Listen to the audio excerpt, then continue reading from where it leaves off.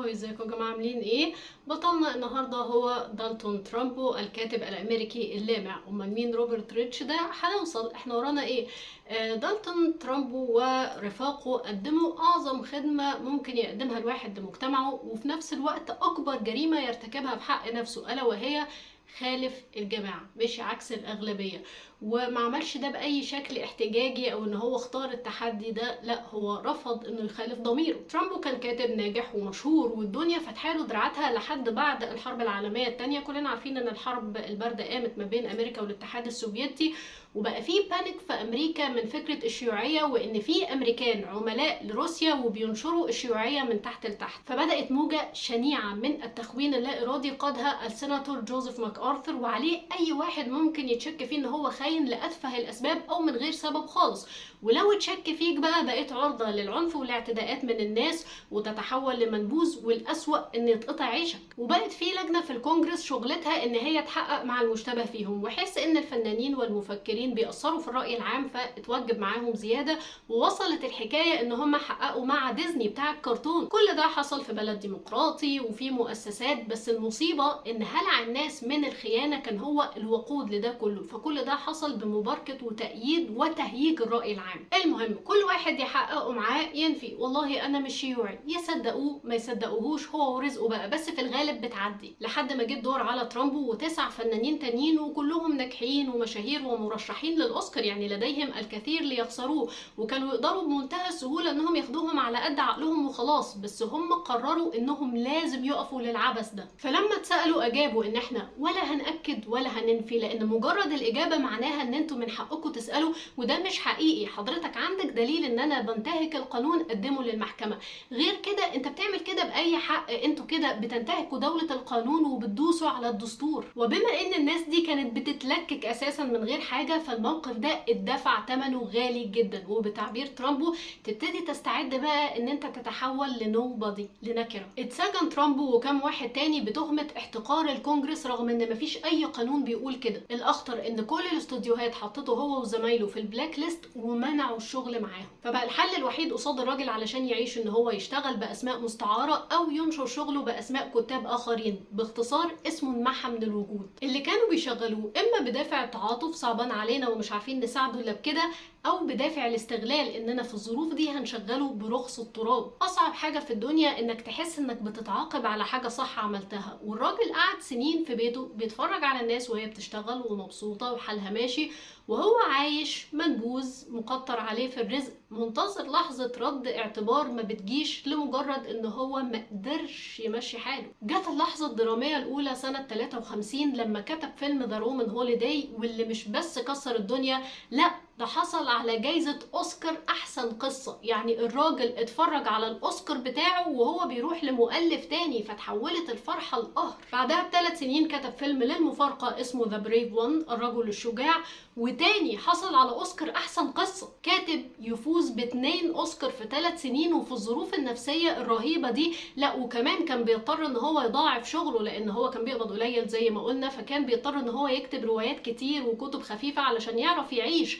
فاحنا امام موهبه استثنائيه وعبقريه بكل المقاييس، ومع ذلك يتحرم من فرحته ويتقهر هو وعيلته. يعني بنته في الوقت ده كانت تقريبا 11 سنه، فقالت له يا بابا روح خد جايزتك، قال لها للاسف حبيبتي ما ينفعش. بس المره دي ذا بريف وان نزل باسم روبرت ريتش، اسم خيالي، واستلم الجايزه نيابه عنه واحد من العاملين في الاستوديو. فابتدت الصحافه بقى عايزه تسجل مع الفائز باوسكار احسن قصه، ما وصلوش لاي اثر. وابتدى عدد من المحتلين اللي بيحملوا اسم روبرت ريتش يروحوا عايزين يستلموا الاوسكار بداله.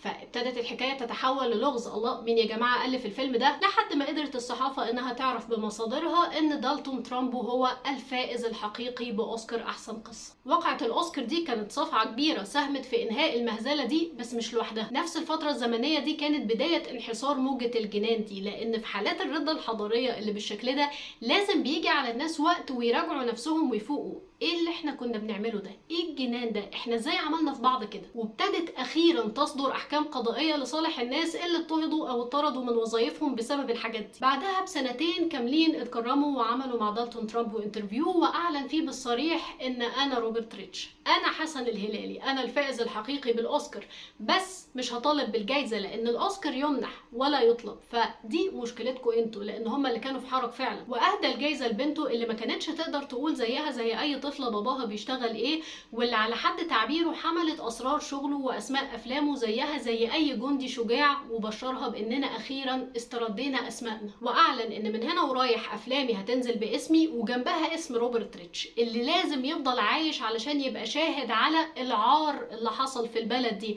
والجرائم الاخلاقيه اللي اتعملت، والظلم والمعاناه والالم اللي صاحبه البلاك ليست. ونزل فيلم سبارتاكوس باسمه سنه 60، وما استلمش الاوسكار الا سنه 75 بعدها ب 11 سنه. واعلنوا سنه 93 ان هو الفائز الحقيقي باوسكار احسن قصه عن فيلم ذا رومان هوليداي. نيجي بقى للفكره اللي دايما بتستوقفني واللي دايما بتحيرني وبفكر فيها في المواقف المشابهه، يعني ايه هو النجاح؟ مين اللي بيطلع كسبان؟ تاريخ بينصف، يعني تعبير المكارثية او الماكارثيزم دايما يستخدم للاشارة للتخوين وعدم قبول الاخر نسبة للسيناتور جوزيف ماكارثر السبب في المصيبة دي. فالراجل اسمه تحول لشتيمة، اتوصم اهو، اتربى، بس ده بعد ما عاش حياته بالطول وبالعرض واتبسط ونجح، وكانت الناس بتعامله ان هو رمز وطني. في المقابل للاسف مش كل الناس اترد لها اعتبارها وهم احياء زي ترامبو، فالناس ندمت اشد ندم على مواهب اتدفنت بالحياه او ماتوا بحسرتهم او حتى انتحروا لان هم ما قدروش يتحملوا الضغوط.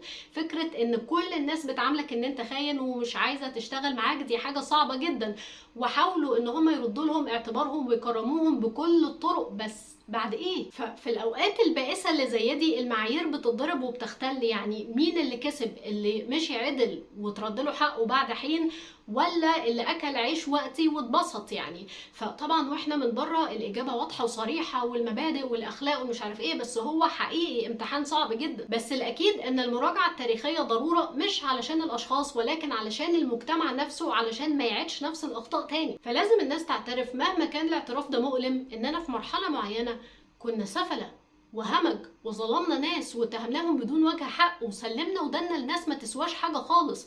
ولازم المسؤوليات تتحدد بدقه، مش من باب المعايره لان ده كمان غلط، ولكن علشان ما يتظلمش حد تاني. الهزايم العسكريه ممكن تتحول لانتصارات، الازمات الاقتصاديه ممكن الدول تطلع منها، ولكن الهزايم الاجتماعيه والجرائم الاخلاقيه والشروخ اللي بتحصل ما بين الناس مش من السهل ابدا ان هي تتداوى. شكرا يا جماعه، يا ريت ما تنسوش سبسكرايب ولايك وشير، او اللايك والكومنت والشير لو بتتفرجوا على الفيسبوك، ومستنيه ارائكم في الكومنتس. شكرا، باي باي.